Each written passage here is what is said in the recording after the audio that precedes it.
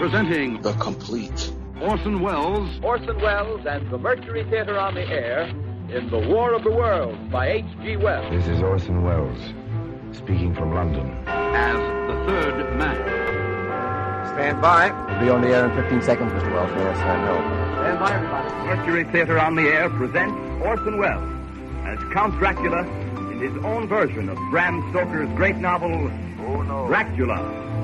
what evil lurks in the hearts of men? The shadow knows.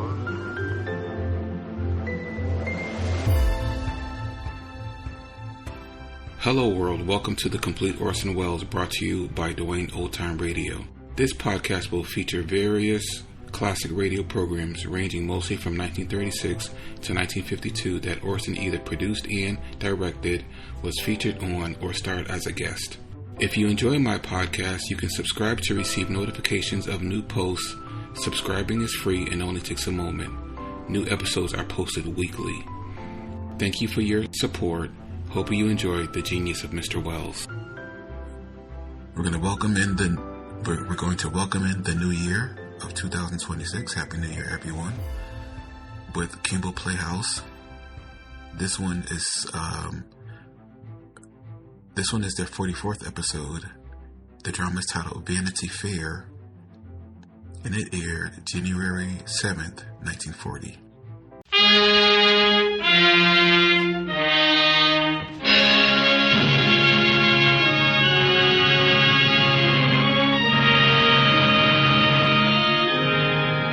The makers of Campbell Soups present The Campbell Playhouse. Orson Welles, producer.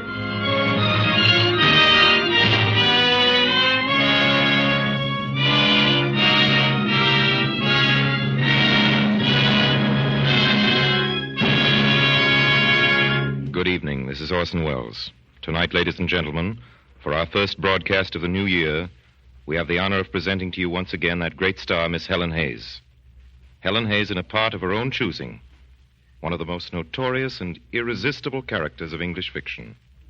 Helen Hayes as Becky Sharp in William Makepeace Thackeray's Vanity Fair. The moment our story begins, but first, Ernest Chappell has a lady with him in the studio tonight, and I think he wants to ask her a question or two, Mr. Chappell. Thank you, Orson Welles. I do indeed. She's Mrs. Ross Coram of 142 Montague Street, Brooklyn. She tells us that she often serves Campbell soups, and, of course, we're glad to hear that. But she says that when it comes to vegetable soup, she still makes her own. Isn't that so, Mrs. Coram? Why, yes, Mr. Chappell. I know it takes time and a certain amount of trouble, but I've always made my own. Would you mind telling us how you make your vegetable soup, Mrs. Not Coram? at all.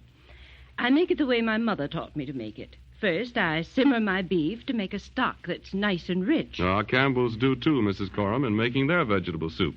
They simmer choice beef until they have a stock that's rich and deep-flavored. And your vegetables?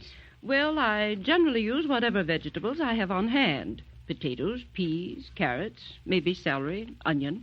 Campbell's use those 5 vegetables, too, in their vegetable soup, and 10 more besides. All told, 15 different vegetables. 15? My, I never knew Campbell's used so many different vegetables. They must make a pretty tasty vegetable soup. I'm sure you'd find it so, Mrs. Coram. Very tasty, and with the good beef stock, very hearty, too. And I hope indeed that you and every woman listening tonight who hasn't already done so will try Campbell's vegetable soup.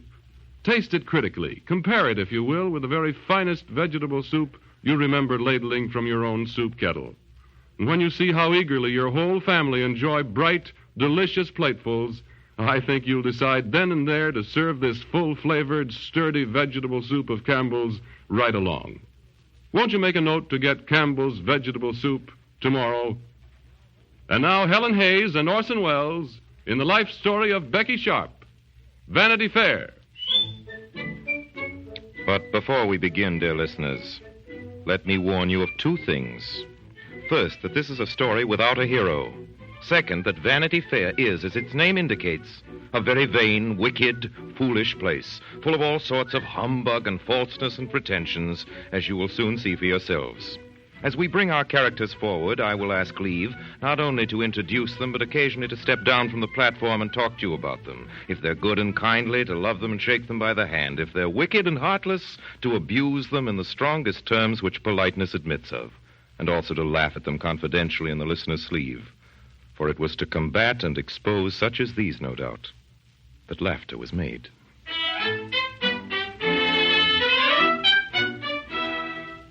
The Mole, Chiswick, June 15, 1813. Madam, after her 6 years' residence at the Pinkerton Academy for Young Ladies, I have the honor and happiness of presenting Miss Amelia Sedley to her parents as a young lady not unworthy to occupy a fitting position in their polished and refined circle.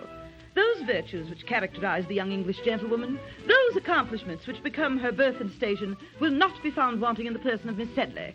Though in geography there is still much to be desired, in music and dancing, in orthography, in every variety of embroidery and needlework, she will be found to have realized her friend's fondest wishes.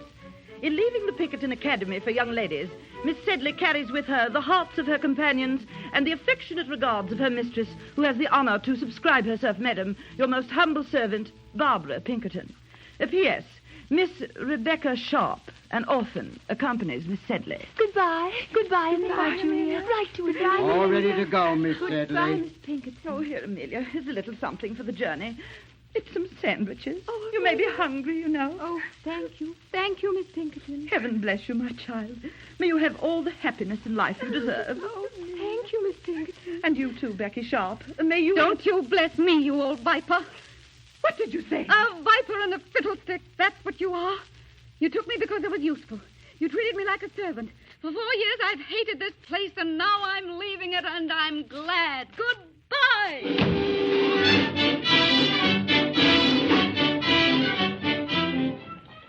Rebecca, how could you say such things? Oh, I hate that place. I've never had a friend there or a kind word except from you, Amelia. I hope I may never set eyes on it again. I wish it were on the bottom of the Thames, I do. And if Miss Pinkerton were there, I wouldn't pick her out. That I wouldn't. Rebecca! Oh, I should like to see her floating in the water yonder, turban and all, with her train streaming after her and her nose like the beak of a wherry. Oh, for shame. Why, how can you? How dare you have such wicked, revengeful thoughts? Revenge may be wicked, but it's natural, and I'm no angel. And to say the truth, she certainly was not. And though it might have been true, as Becky Sharp frequently said, that the world had used her ill, let me remind you, dear listeners, that persons whom the world treats ill usually deserve the treatment they get. The world's a looking glass, gives back to every man the reflection of his own face. Frown at it, and it looks sourly upon you. Laugh at it and with it, and it's a jolly, kind companion. And so let all young persons take their choice. Now, to return to our heroine. Since Becky Sharp is, I'm ashamed to say, the heroine of this story, it must be admitted that she had not been fortunate in the choice of her parents. Her father was an artist with a great propensity for running into debt and a partiality for the tavern. It was from him, I believe, that she inherited her green eyes and her sandy hair. Her mother, a young woman of the French nation, was by profession an opera girl, and from her, no doubt, she had her white hands and her delicate figure. The humble condition of her parents, Miss Sharp never alluded to. Indeed, as she advanced in life, her ancestors actually seemed to increase in rank and splendor. But we're running far ahead of our story. I shall see him, Becky, this afternoon. His name is George. George Osborne. He's the handsomest man you ever saw. Tall and slender, with a pale face and curly hair. Why, Becky, what's the matter? Becky, there are tears in your eyes. Oh, I'm sorry, Amelia. I hoped you wouldn't notice. Well, what is it, Rebecca? I was thinking of your happiness, Amelia. And then of poor little me, all alone in the world. An orphan without friends or kindred. Not alone, Rebecca. I shall always be your friend and love you as a sister. Indeed, I will. Ah, but to have a beautiful home, Amelia, as you have. And parents, kind, rich, affectionate parents who give you everything you ask for. And their love, which is more precious than all. I have no one. And I have but 2 frocks in the world. And then to have a brother, a dear brother. Oh, how you must love him. Oh, I do. I do indeed. Tell me about your brother, Amelia. He's been away so long I don't know him very well. He lives in India, you know. India? Oh, then he must be very rich. They say that all Indian nabobs are enormously rich. Oh, I believe he has a very large income. And is your sister-in-law a nice, pretty woman, dear Amelia? My sister-in-law? I have no sister-in-law. No sister-in-law? My brother Joseph is not married. Oh, indeed, your brother Joseph is not married. Tell me about him, Amelia. Tell me how he looks. Tell me what his tastes are. Tell me the things he likes to... Look at Joe. See the way he gapes at her, like a fish. Dear brother Joseph. Looks to me as though she had him hooked. Amelia, your little friend is wasting no time. George, dear, don't talk like that about poor Becky. Bravo. Thank you, Becky. That was charming. Congratulations, Miss Sharp. Beautiful. Made me cry almost. Upon me honor it did. Because you have a kind heart, Mr. Joseph. All the Sedleys have, I think. Wouldn't be surprised if it kept me awake all night trying to hum it in bed. Oh, Mr. Joseph. Oh, my dear Miss Sharp, allow me. One little teaspoonful of jelly to recruit you after your immense, your delightful exertions. Oh, thank you, Mr. Joseph. Is that jelly from India? It is. Brought it myself from Bogley-Walla. Then it must be good, Mr. Joseph. I'm sure everything must be good that comes from India. Dear listeners, and more especially dear ladies, I know what you were thinking about Becky Sharp. And you were right. But before you blame her, remember that Miss Sharp had no kind parent to arrange these delicate matters for her, and that if she didn't get a husband for herself, there was no one else in the wide world who'd take that trouble off her hands. So, ladies, be charitable. And now we come to a great evening in the history of our heroine. The evening when Mr. Joseph Sedley was to pop the question. Present were Miss Rebecca Sharp, Miss Amelia Sedley, her fiancé, Lieutenant George Osborne, her brother, Mr. Joseph Sedley, and a tall, silent gentleman of no particular importance called Captain William Dobbin. Everything seemed to smile that evening upon Becky's fortunes. She took Joseph's arm as a matter of course on going to dinner. She sat with Joseph in the box of his open carriage as they drove across Westminster Bridge towards Vauxhall Gardens, and it was with Joseph that she walked through the lamplit squares and heard the fiddlers play and watched the lady acrobats mount skyward on a slack rope ascending to the stars. Indeed, had it not been for a certain bowl of rack punch that was served that night for supper, and of which Joseph partook immoderately... But let us draw a merciful veil over what happened then. Suffice to say that Joseph, in a very short time, drank up the whole contents of the bowl, the consequence of which was a liveliness at first astonishing and then positively painful. Before he was finally put to bed, he had sung a song, fought 2 policemen, and publicly apostrophized Miss Becky Sharp as his diddle, diddle, darling. The next morning, overcome with remorse, he left London for Cheltenham. 2 days later, Miss Sharp, still single and in tears, left the home of her kind friend, Amelia Sedley, to take up a position as governess in the home of Sir Pitt Crawley, Bart, of Crawley Manor, Queen's Crawley, near Mudbury in Mudshire. My dearest, sweetest Amelia, with what mingled joy and sorrow do I take up the pen to write to my dearest friend. Yesterday I was at home in the sweet company of a sister whom I shall ever, ever cherish. Now I am friendless and alone. How is your dear fiancé, Lieutenant Osborne? And is your poor brother recovered of his rack punch? Oh, dear, how men should beware of wicked punch.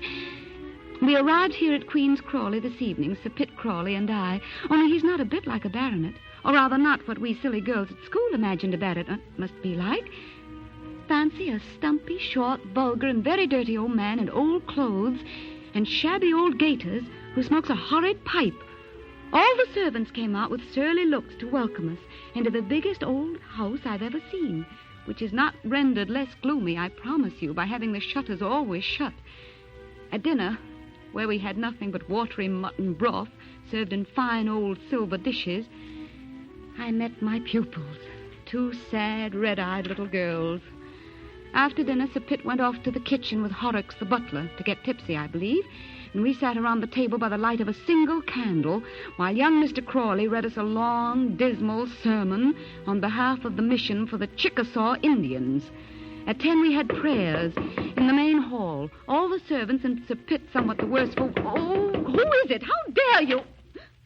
Oh, Sir Pitt. Writing letters, Miss Becky? Yes, sir. By the light of my candles, Yes, sir. No candles after 11 o'clock, Miss Becky. Yes, sir. Go to bed in the dark now, you pretty little hussy. Unless you wish me to come for the candle every night, mind you be in bed at 11.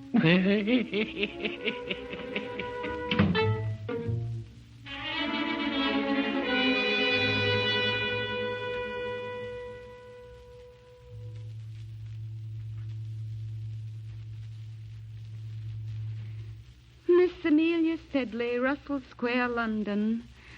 I have not written to my beloved Amelia these many weeks past. For what interest could there be for her in the sayings and doings of Humdrum Hall, as I have christened Queen's Crawley? Sir Pitt is becoming more attentive every day, but what do you care about that? You who are so soon to become the bride of your loving, brilliant young soldier, Lieutenant Osborne. And what do you care whether our fat pig weigh 13 stone or 14, and whether the beast thrive better on turnips or mangelwurzel? And now, for the past week, dearest Amelia, it is Humdrum Hall no longer. Miss Crawley has arrived, Sir Pitt's sister. Miss Crawley with her fat horses, fat servants, fat spaniel. The great Miss Crawley, rich, with 70,000 pounds in the 5%, whom, or I had better say which, her brother adores. She looks very apoplectic to the dear soul. No wonder her brother is anxious about her. Becky Sharp? Yes, Miss Crawley? Come, you, my child, and sit by me and amuse me while my hair's being curled. Yes, Miss Crawley. You know, Becky, if you had more brains than you have than the Shire now, I tell you. Oh, Miss Crawley. Oh, yes, if merit had its reward, you ought to be a duchess. I wish you could come to see me in London. To London? Why, my dear, in London we might even find you some lord for a husband. A lord, Miss Crawley? Why not? I adore all imprudent marriages. What I like best is for a nobleman to marry a milliner's daughter as Lord Flowerdale did. It makes all the women so angry. I wish some great man would run away with you, my dear. I'm sure you're pretty enough.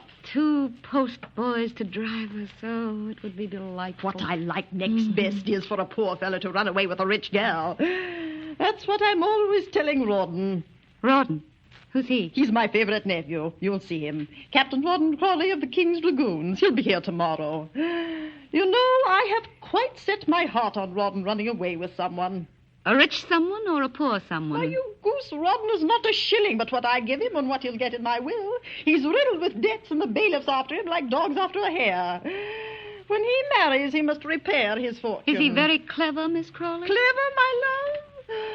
Not an idea in the world, beyond his horses and his regiment and his hunting and his play. But he must succeed. He's so delightfully wicked. He's adored in his regiment, and the young men at the Cocoa Tree simply swear by him. You just wait till you see him, my dear. 6'2" and a pair of mustachios.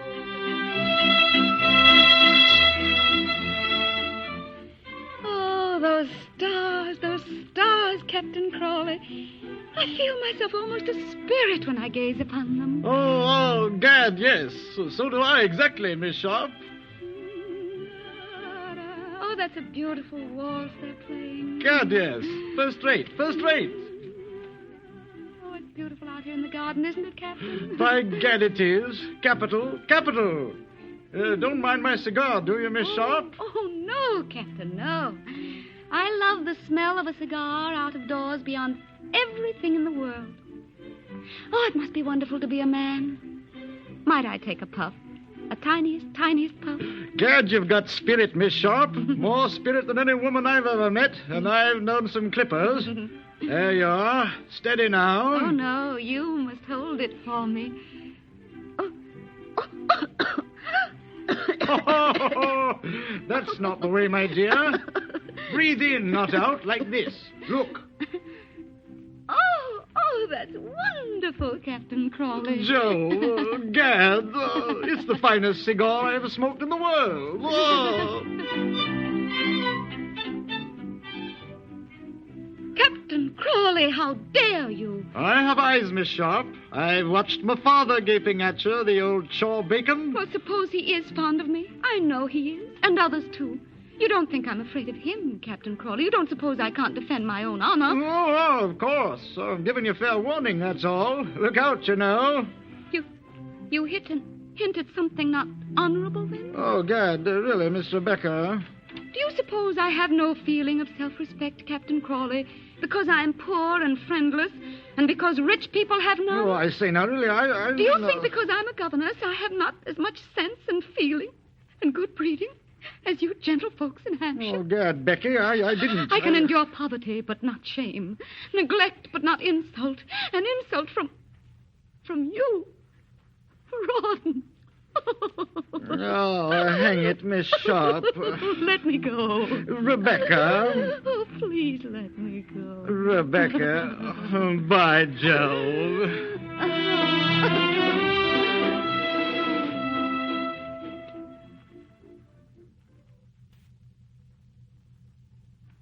I'm sorry, Sir Pitt. Miss Crawley can't see you today. So much the better.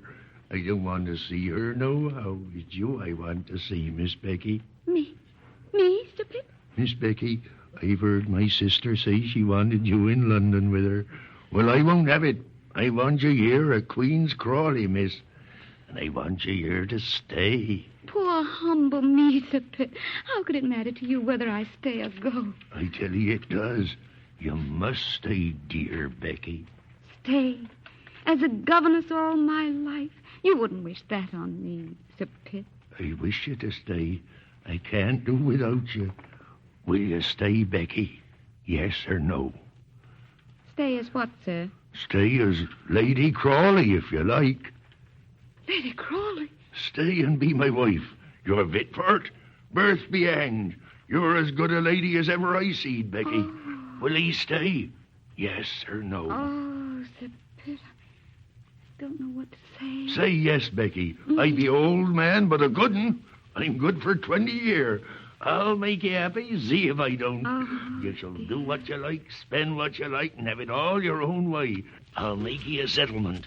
I'll do everything regular. Oh, Sir Pitt, it's impossible. Look here, down on my knees, I ask. But I can't, Sir Pitt. What you mean you can't? Alas, I can't. I'm all ready. What's this? What's going on? On your knees, Sir Pitt? What are you doing there? Don't tell me you're proposing to Becky. Yes, I be. And? I thanked Sir Pitt, madam, and told him You that... refuse him? Yes. And am I to credit my ears that you absolutely proposed to her, Sir Pitt? Yes, I did. And she refused you, as she says? Yes, her did. Pray, Miss Sharp, are you waiting for the Prince Regent's divorce that you don't think our family good enough for you? Oh, Miss Crawley, how can you speak to me that way? Oh, my friends. Oh, my benefactors. May not my love, my life, my duty try to repay the confidence you have shown in me? Do you grudge me even gratitude, Miss Crawley? Oh, it's too much. My heart is too full. Brother, let me speak to her alone. All right, I'll go. Now, my dear. Yes, Miss Crawley? Now, tell me the truth. You'd never have refused him had there not been someone else in the case. Come on now, tell me the reasons. What are the private reasons? Why did you refuse him? I refused him because... Oh, how can I tell you, my dear, dear benefactress? I refused him because... Yes, go on, because? Because I am married already. Married? Oh, you sly little wretch. How dared you not tell me? Goodness gracious, what a thing to do. And who's to make my chocolate in the morning? Who are you married to? I'm married to... Oh, how can you ever forgive me? Oh, stop blubbering, you foolish thing. I'm not going to eat you. Now, then, tell me, who are you married to? I'm married to a relation of yours. What are you talking about, child? You just refuse, Sir Pitt. Speak at once. Don't drive me mad. Madam, I am married to your nephew. To Captain Rawdon Crawley. Rawdon Crawley? Yes, last week, madam, by the rector at Mudbury. Rawdon married to you? Oh, a governess, a nobody? Why, you scheming, treacherous, ungrateful, deceitful hussy. Thought you'd get my money, eh? Well, you won't. I'll change my will tomorrow. Not one penny, do you hear? Not one penny for either of you. And you tell him this for me, my precious nephew, your husband. Tell him I wash my hands of him, do you hear? I never want to see him again as long as I live. And when you starve, the two of you, which you will, and the bailiff stand at the door, don't come to me because I won't raise a finger to help you, do you hear? Not a finger. Now get out! Get out! Get out! Thus far, dear listener, our chronicle has been a milk and water one dealing with the fates of modest people. Now, suddenly our surprise story finds itself for a moment among very famous events and personages and hanging onto the skirts of history. Napoleon has escaped from Elba. Once again, his eagles are perched on the towers of Notre Dame. Once again, the whirring and flapping of those mighty wings is heard in every city of Europe. And so, for a while, with your permission, we shall take you traveling across the English Channel from Dover to Ostend and from Ostend to Brussels. Never since the days of Darius the Mede was there such a brilliant train of camp followers as hung around the Duke of Wellington's army in the Low Countries that summer, and led it, dancing and feasting as it were, up to the very brink of battle. A certain ball, which her noble Duchess gave at Brussels on the 15th of June, is historical.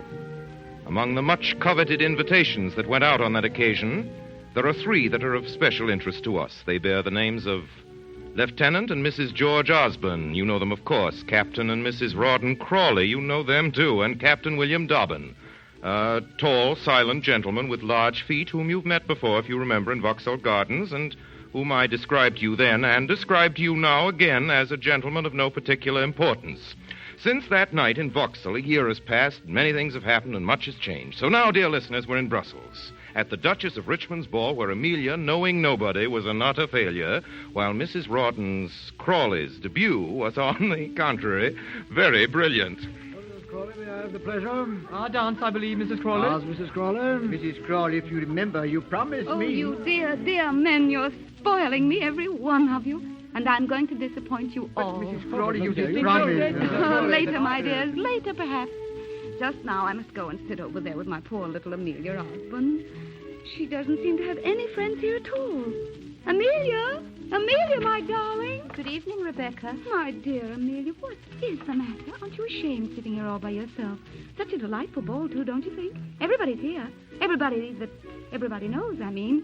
Indeed, there are only a few nobodies in the whole room. Amelia, dear, where is your husband? What a wretch he is, leaving you all alone like this. I really must talk to him about it. No, please. Please don't. Oh, and that reminds me, Amelia, darling, there is something you really must talk to him about. I? Yes, my dear, for heaven's sake, stop him from gambling or he'll ruin himself. He and Rawdon are playing at cards every night, and you know how poorly George plays. I didn't know George Indeed, was. it's your fault as much as anybody's. But how could it be my Why don't fault? you prevent him, you silly, careless creature? Why don't you go out with George of an evening when he comes to us instead of moping at home? Aren't you lonely? Why, yes. Oh, I hear that friend of your husband's, Captain William Dobbin, keeps you company while George is out. I dare say he's very kind and pleasant. But how could one love a man with feet of such size? Your husband's feet are darling. Oh, here he comes now. George, you wretch, where have you been? Here is Emmy crying her eyes out for you. I'm sorry, Amelia. Oh, I know, George. You've come to fetch me for the quadrille. George, I'm not feeling very well. I'd like to go home soon. Right after this dance, Amelia. Poor darling Amelia, you sit here quietly and you'll feel better after a time. Oh, and Amelia, do you mind holding my bonnet and my bouquet and my shawl for me until I come back? We won't be long, will we, George? George Osborne danced with Rebecca 4 or 5 times that evening. How many times Amelia scarcely knew. She sat quite unnoticed in her corner until Captain William Dobbin made so bold as to bring her refreshments and sit beside her for a time. He did not know what to say to her because of the tears which he saw filling her eyes. At last, George came back for Rebecca's shawl and flowers, and Amelia let him come and go without saying a word. Went away with a bouquet, and when he gave it to its owner, there lay a note, coiled in it like a snake among the flowers. As Rebecca took it, she gave George a quick glance, and then she made a curtsy and walked away on her husband's arm. After she'd gone, George looked around for Amelia, could not see her, and then at that moment, just as the windows of the ballroom were turning pale in the dawn... Gentlemen! Gentlemen, word has just reached us from the Duke of Wellington's headquarters at Waterloo. The enemy is advancing. Our left wing is already engaged. All regiments march in one army.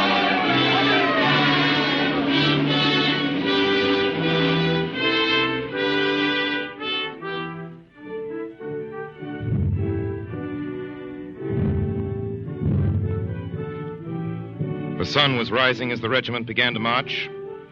Among them, the 7th of the line. It was a gallant sight. The band led the column, then marched the grenadiers, their captain at their head, in the center were the colors borne by the senior and junior ensigns, and then George came marching at the head of his company, looked up and smiled at Amelia, passed on. After a while, the sound of music had died away, and all that day in the town, they heard the sound of guns blown in on the wind, getting louder in the afternoon, and then fainter as evening came on. Then no more firing was heard at Brussels. The Battle of Waterloo had been won, and darkness came down on the field and city, on Becky Sharp, who, profiting by a rumor of an English defeat, had just sold her husband's horses for £500 apiece, and on Amelia, who was praying for George, who was lying on his face, dead with a bullet through his heart.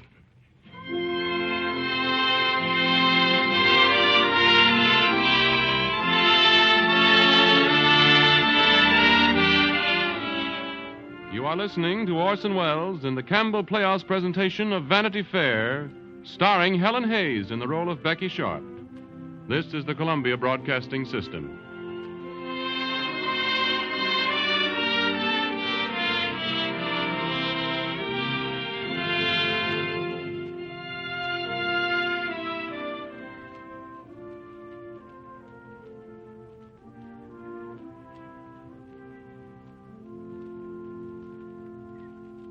This is Ernest Chappell, ladies and gentlemen, welcoming you back to the Campbell Playhouse. In a moment, we shall resume our presentation of Vanity Fair. You know, the other day I ran across something I thought unusually interesting. It seems that the first French cookbook, possibly indeed the earliest printed cookbook in the world, was written in the year 1456. And here's the unusual thing about it. It was a book entirely devoted to the making of soup. So it appears the art of soup cooking has been a matter of record for nearly 500 years, and also that people have always realized that good, hot soup, nourishing and sustaining, is important to the family's well-being. Today, the soups we enjoy are perhaps better soups than ever before, owing in some measure, surely, to the long years that Campbell's have devoted to the making of fine soups. Indeed, the skill and patience and careful tending of the kettle have made their soups, in the judgment of good home cooks everywhere, so good, so homelike, that increasingly women have turned over their soup making to Campbell's. Are you among them? If not, won't you give these fine flavored, wholesome soups a trial? Now we resume our Campbell Playhouse presentation of Vanity Fair, starring Helen Hayes and Orson Welles. We now come to a part of our history which might be called How to Live Well on Absolutely Nothing a Year, for that is exactly what the characters of our story are doing at this moment. Those that aren't dead already. Amelia Osborne, with her little boy, has been living for some years now in a cottage in Camden Hill on a tiny income, augmented, though of course she doesn't know this, by the kindness of her dead husband's friend, Captain William Dobbin, whom you have met. As to our heroine, and I know she's the one you really want to hear about, I can only tell you this. That by the time our story finds her again, Rebecca and her husband had established themselves in a small but very comfortable house on Curzon Street, Mayfair. How she did it, I cannot tell you. But you saw expensive chariots at her door, you beheld her carriage in the park, surrounded by dandies of note, and the little box in the third tier of the opera was crowded with heads constantly changing. There was, it is true, one head which for some months past had not changed, and which was not the head of her husband, Rawdon Crawley. It was a head which was to be seen quite frequently of an afternoon in the little house on Curzon Street. It was a bald head which shone under the candles, and it was fringed with red hair. It had bushy eyebrows with little twinkling, bloodshot eyes surrounded by 1,000 wrinkles. Its jaw was underslung, and when it laughed, 2 white buck teeth protruded themselves and glistened savagely in the midst of the grin. Lord Stain, dear Lord Stain, you will forgive me. A poor man's wife must make herself useful, you know. I was in the kitchen making a pudding. I know you were. I saw you through the area railings as I drove up. You see everything, Lord Stain. A few things, but not that, my pretty lady. You silly little fipster. I heard you in the room overhead, where I have no doubt you were putting a little rouge on. Oh, you must give me some of your rouge, so that I can give it to Lady Stain, my dear, whose complexion is quite preposterous. And I heard the bedroom door open, then you came downstairs. Is it a crime to try to look my best when you come here? No, perhaps not. Surely it's the least I can do after what came from me this morning. Oh, how can I ever thank you enough, my lord? You mean I won't miss them, my dear. They give you pleasure. Where's your husband, my dear? Oh, out at some club gambling again, I expect. He's out so much. He leaves me so much alone. So convenient of him, isn't it, my dear? I've been thinking, Becky, about what you asked me last night. Do you still wish it? My lord, you know I do. You little devil, you. You're really bent on becoming a fine lady, and you'll pester my poor old life out to get you into society. My lord, I didn't mean For what? You won't be able to hold your own there, you silly little fool. You've got no money. You will get us a place, my lord, as soon as possible. You have no money, and you want to compete with those that have, you poor little earthenware pipkin. You want to swim down the stream along with the great copper kettles. I tell you, Becky, it's not half so nice as here. You'll be bored there. Oh, no, my lord. I am. My wife is as gay as Lady Macbeth, and my daughter's as cheerful as Regan and Goneril. Oh, well, see for yourself. You'll be invited next week. Only I warn you, look out and hold your own, and beware of the women.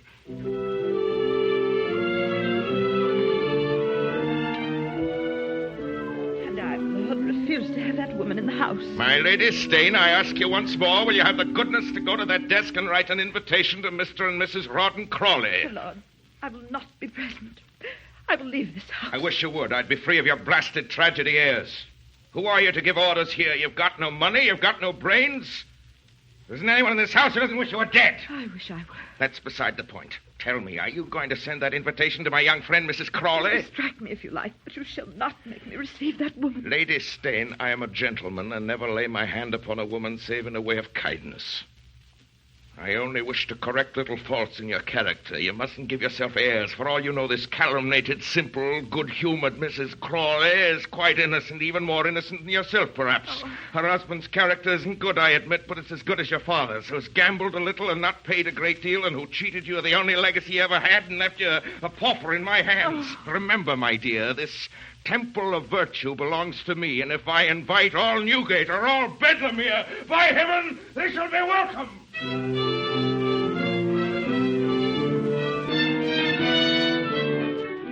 By Jove, Beck, you're fit to be Commander-in-Chief or Archbishop of Canterbury. By Jove. What are you talking about, Rawdon? You've done it, Beck. How do you feel now?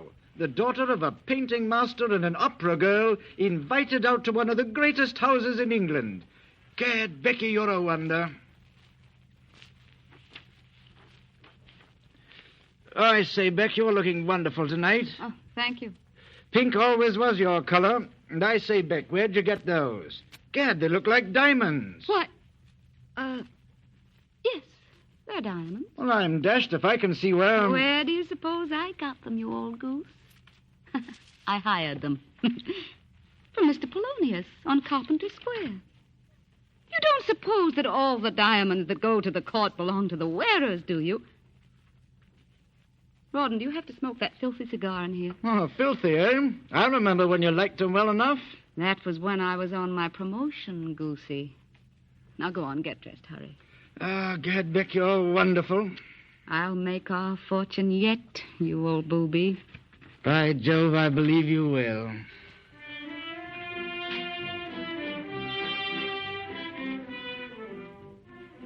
It's not my intention, dear listener, to describe to you here the brilliant and fashionable entertainment that was given in the Marquis of Staines' splendid house on that fateful evening. Further details, if you wish them, may be found in the society gazettes of the period. What famous persons were present, what they wore, what they ate, and what they did to amuse themselves. This I promise you.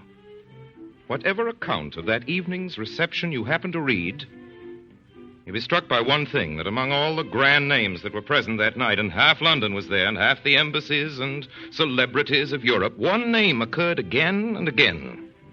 A name unknown until this evening to that particular class of London society. The name of Mrs. Rawdon Crawley. The Marquis of Staines was her slave, followed her everywhere, and scarcely spoke to anyone in the room besides. She danced a minuet with Monsieur de Truffigny. She figured in a waltz with the Prince of Klingenspor. The Papouche of Pash himself would have liked to dance with her if that amusement had been the custom of his country. Everybody was in ecstasy. She passed by Lady Stunnington with a look of scorn. She patronized Lady Gaunt and Lady Tapeworm. At supper time, she was placed at the grand exclusive table with His Royal Highness. She was served on gold plate, and when the hour of departure came, a crowd of young men followed her, cheering to her carriage, thereby quite separating her from her escort, Colonel Rawdon Crawley. So completely separating her, indeed, that it was not until late the following afternoon that she had news of him. Dear Becky, I hope you slept well. Don't be frightened if I don't bring you in your chocolate this morning. Last night, as I was coming home, I was nabbed by Moss of Cursitor Street. You remember the same bailiff that had me this time 2 years ago. It's Nathan's got a warrant against me. 150, with costs 170. Please send me my wallet and some clothes. I'm in pumps and a white tie. I've 70 in it. And as soon as you get this, drive to Nathan's. Offer him 75 down and ask him to renew. Don't do to let it stand over as tomorrow's Sunday. Oh, yes, and the beds here are not very clean, and there may be other things out against me. God bless you, Beck. Yours in haste, Rawdon. P.S. Make haste and come, Beck, dear.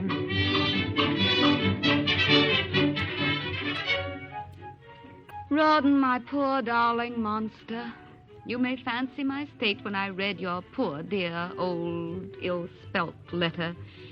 Ill as I was, I instantly called for the carriage, and as soon as I was dressed, though I couldn't drink a drop of chocolate, I assure you I couldn't without my own darling monster to bring it to me, I drove like the wind to Nathan's. I saw him, I wept, I cried, I fell at his odious knees. Nothing would mollify the horrid man. He would have all the money, he said, or keep my poor darling monster in prison. When I got home, I found my lord there, and down on my knees I went again. He pished and pshawed in a fury and said he would see whether he could lend me the money. At last he went away, promising that he would send it to me in the morning when I will bring it to my poor old monster with a kiss from his affectionate Becky. I am writing in bed.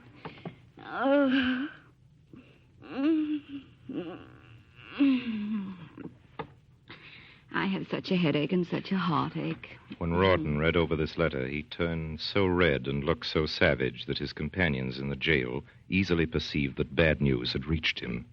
Then he had an interview with his jailer. What was said at that interview, what promises were made, what undertakings given, I cannot tell you. What I can tell you is that a little before 9 that evening, Rawdon Crawley left the jail. He ran across the streets and the great squares of Vanity Fair, and at length came up breathless in front of his own house. The drawing-room windows were ablaze with light. He stood there for some time, the light from the rooms on his pale face, took out his door key and let himself into the house, went silently up the stairs. Nobody was stirring. All the servants had been sent away.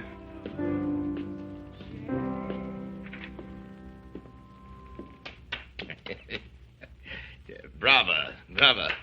I'm glad you're pleased, my lord. It's beautiful, Becky, like you. Beautiful and desirable.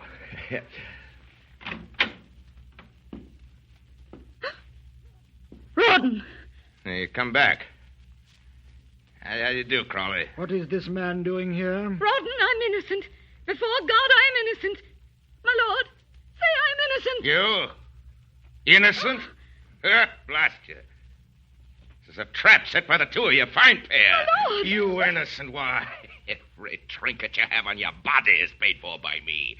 I've given you thousands of pounds, which this fella has spent, and for which he is sold. You lie! Innocent, by gad. Don't think you can frighten me as you have the others. You lie, you coward! Make way, sir, and let me pass. Get out!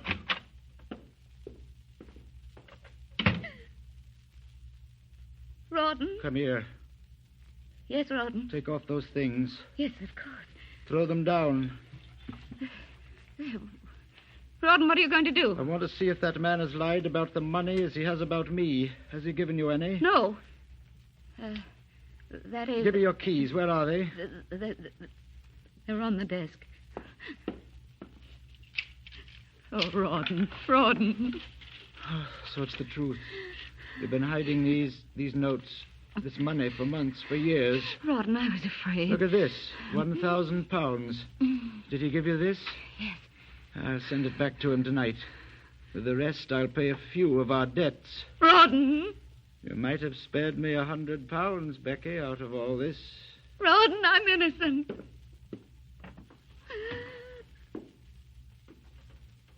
I tell you, I'm innocent. Rawdon! Come back, Rawdon! Rawdon! I'm done, Becky. I'm done.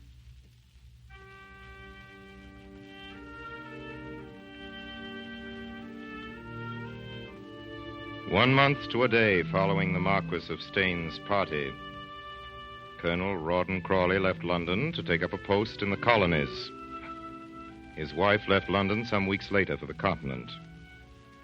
She was in Paris that winter, and the following year in Rome. She was in Berlin 2 years later.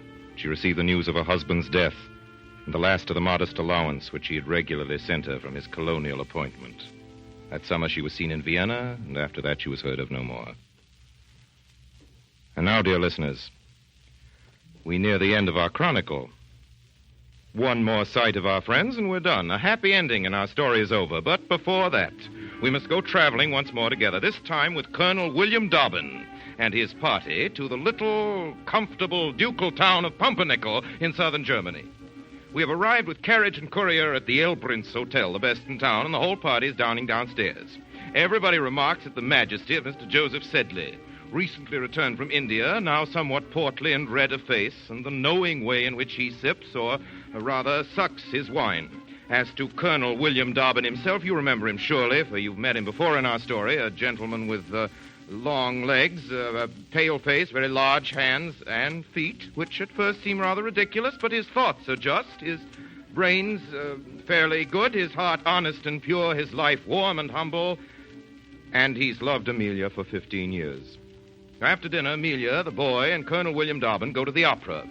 Brother Joseph, being less musical, proceeds to the casino, where a roulette game is in progress. The play games are crowded. Women are playing, some of them masked, and behind the masks the eyes twinkle, some blue, some brown, some green. Faites vos jeux, messieurs, mesdames, rien ne va plus. Messieurs, mesdames, faites vos jeux, faites vos jeux. Monsieur. Yes, you, monsieur. What? What's that?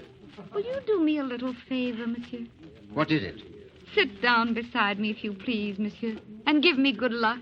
Oh, really? Well, now, heaven bless my soul, I am very fortunate, as a matter of fact. I'm sure to give you good fortune. Messieurs, mesdames, faites vos jeux, rien ne va plus. See, what did I tell you? Thank you, monsieur. Do you play much, monsieur? Oh, I put down a nap or two now and then. Ah, I understand. You don't play to win. No more do I. I play to forget, but I cannot. I cannot forget old times. Everybody changes. Everybody forgets. Nobody has any heart. But you have not changed much, Joseph Sedley. Good heavens, what are you talking about? I should have known you anywhere. There are things a woman never forgets. I say, who is it? Who are you? Can't you guess? Without my mask, perhaps? Have you forgotten me, Joseph? Good heavens, Miss Sharp. Rebecca.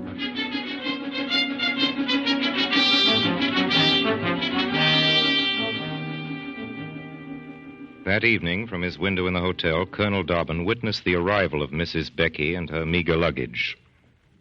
He saw Amelia come out to greet her. Colonel Dobbin saw where his duty lay.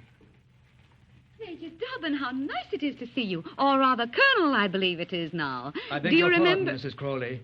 I am bound to tell you it is not as your friend that I am come here. Blast it, Dobbin, keep a civil tongue. Amelia, do you intend to have Mrs. Crawley in your house? Dear, poor Rebecca. After all her suffering, all her friends false to her, her husband, wicked, deceitful wretch, having deserted her and taken her child away But from Amelia, her. the woman never had a child. I will not have this sort of thing in my house. I say, Dobbin, I will not have it, and Dear friend, do hear what Colonel Dobbin has to say against me. I will not hear it, blasted. Now we are two women. You can speak now, sir. I assure you, Amelia, this is not a pleasant duty. but a lady who was separated from her husband, who travels not under her own name, who frequents public gaming tables... I swear it was the first time in my life. ...is not a fit companion for Mrs. Osborne and her son. I may add there are people in this town who know you, Mrs. Crawley, and who profess to know things regarding your conduct, about which I don't even wish to speak before Mrs. Osborne. May I remind you, Colonel Dobbin, that Rebecca is my oldest friend. She was not always your friend, Amelia. I remember a night in Brussels Colonel when... Dobbin, to allude to that... Oh, it was cruel of you. Is that all you have to say against me, Colonel Dobbin? Yes, that is all, madam. A very modest and convenient sort of accusation, Colonel Dobbin. An accusation that remains unspoken. What is it that I'm accused of? Is it of being poor, forsaken, or wretched that you accuse me? Oh, my poor Rebecca. No, let me go, Amelia. Now, at once. It is better so. It is only to suppose that I have not met you, and I am no worse today than I was yesterday. It is only to suppose that the night is over, and the poor wanderer is on her way, scorned for being miserable, and insulted because I am alone. Let me go. I see my stay here interferes with the plans of this gentleman. Indeed it does, madam. If I have any authority in this house. Authority? None. Rebecca, you stay with me. I won't desert you because you've been persecuted or insulted or because Colonel Dobbin chooses to do so. Come away, dear.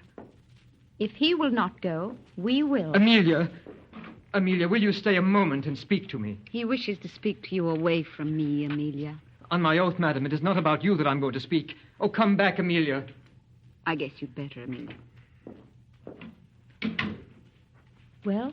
I was confused when I spoke just now, and I misused the word authority. You did? At least, Amelia, I have claims to be heard. It's very generous, isn't it, to remind me of our obligations to you? The claims I mean are those left to me by George's father. Yes, and you insulted his memory. You did just now. You know you did. And I'll never forgive you. Never. Do you mean that, Amelia? Yes, I do. Amelia, I have loved you and watched over you for 15 years. For 15 years in vain. I know now what your heart is capable of. It can cling faithfully to a recollection and cherish a fancy, but it can't feel such an attachment as mine deserves to mate with. Goodbye, Amelia. I have watched your struggle. Let it end. We are both weary of it. Am I to understand, then, that you're going away? Away, William? Yes, Amelia, I am going away. Forever?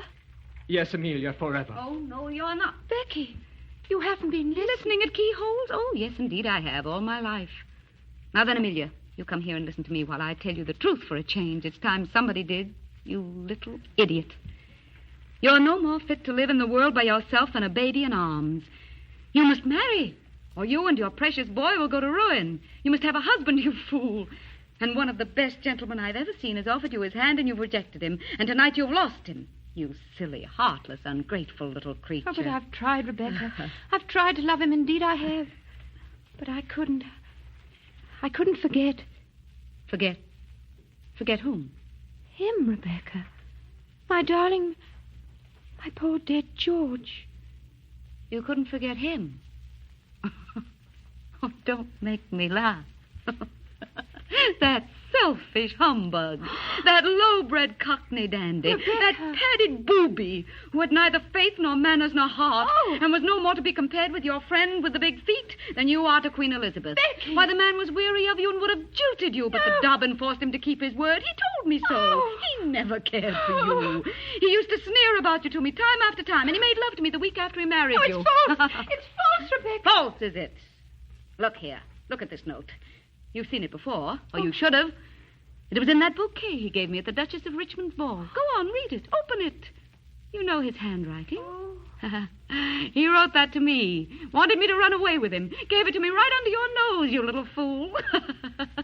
That night before he went out to get shot. And it served him right.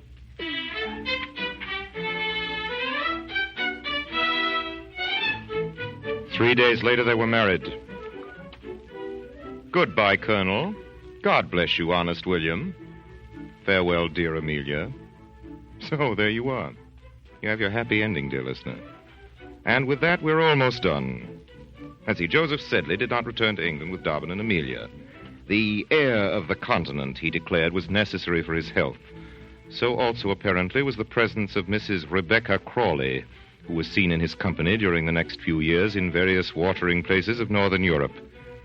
He died suddenly one day at Aix-la-Chapelle, leaving his entire property, including a substantial life insurance he had recently taken out, to his friend and invaluable attendant during sickness, Rebecca Crawley, or Lady Crawley, as she now calls herself.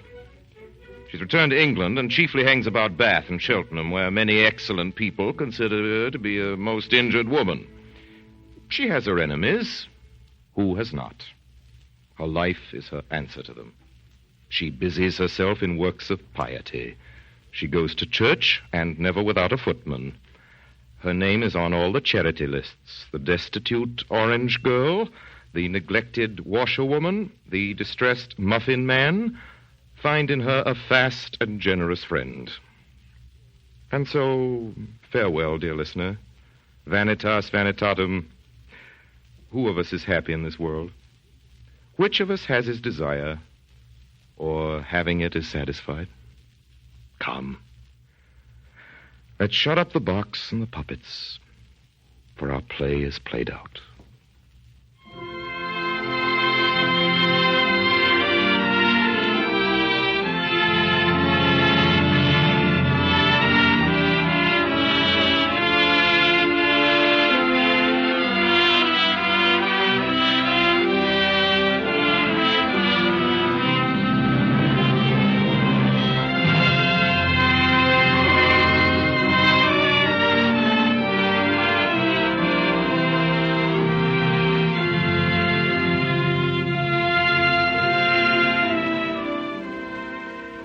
Been listening to Vanity Fair, the Campbell Playhouse presentation of the story of Becky Sharp, starring Helen Hayes and Orson Welles.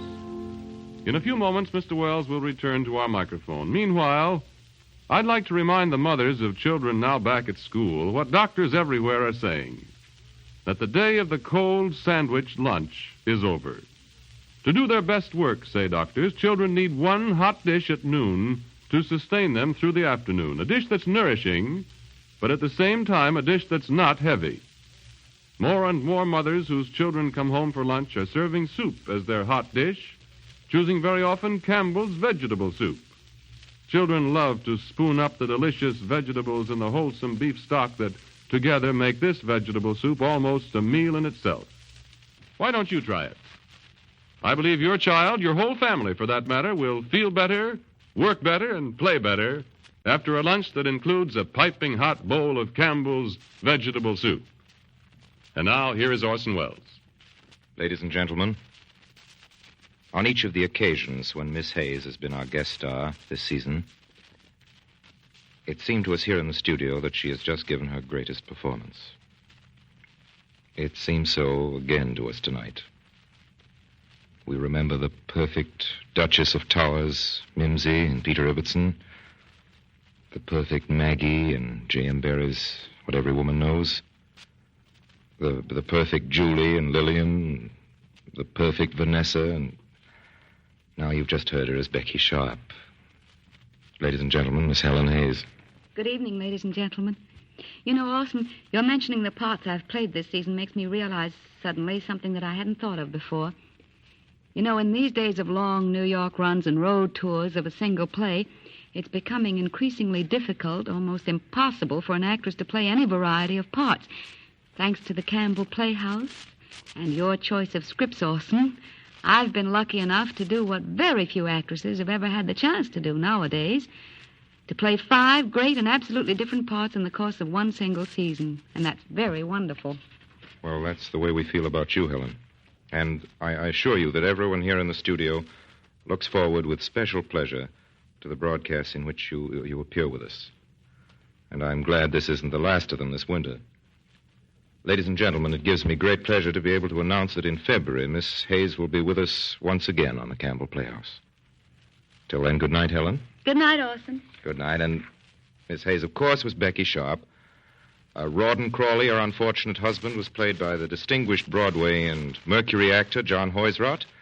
Miss Crawley was Agnes Moorehead. Amelia was Naomi Campbell, Miss Pinkerton was Betty Garde, Eustace Wyatt was Pitt Crawley, Joseph Holland was George, Edgar Kent was Joseph Sedley, and Mr. Dobbin, who was responsible for the happy ending, was Morgan Farley. The bad old Marquis was your obedient servant, and music for the Campbell Playhouse was tonight composed in part and entirely conducted by Mr. Alexander Semler. And now, next Sunday night, ladies and gentlemen, here he comes with his last cue. There appeared a few seasons ago a merry and heartwarming motion picture called Theodora Goes Wild.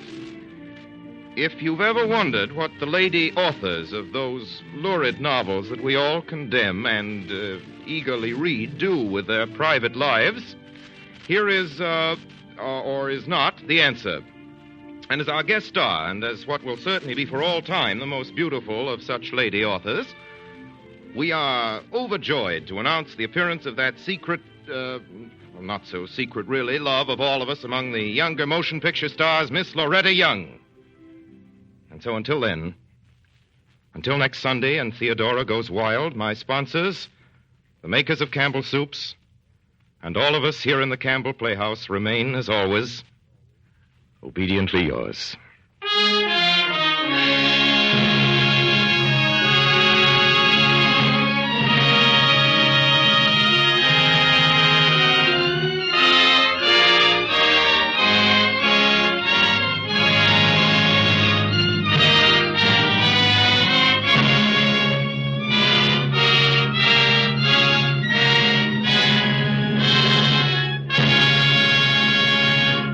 The makers of Campbell Soups join Orson Welles in inviting you to be with us in the Campbell Playhouse again next Sunday evening when we present, by arrangement with Columbia Pictures Corporation, Theodora Goes Wild with Miss Loretta Young as our guest player.